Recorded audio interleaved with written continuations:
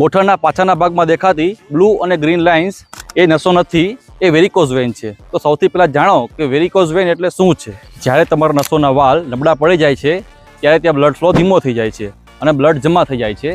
તેના કારણે તે નસ બ્લુ અથવા ગ્રીન કલરની દેખાય છે. વેરિકોઝ વેઇન લાંબો સમય રહેવાથી કેટલા ભાગમાં દુખાવો, સોજો, ગોટલા ચડી જવા કે ક્યારેક ચાંદુ પણ પડતું હોય છે, જે ક્યારેય રૂઝાતો નથી કારણ કે ત્યાંનો બ્લડ ફ્લો અટકી ગયો હોય છે. વેરિકોઝ વેઇન કેવા લોકોને થાય તો કે જેને લાંબો સમય સુધી ઊભા રહેવાનું હોય અથવા શરીરમાં ફેટનું પ્રમાણ વધારે હોય કે કસરત ના કરતા હોય એવા લોકોને વધારે થવાની શક્યતાઓ રહે છે.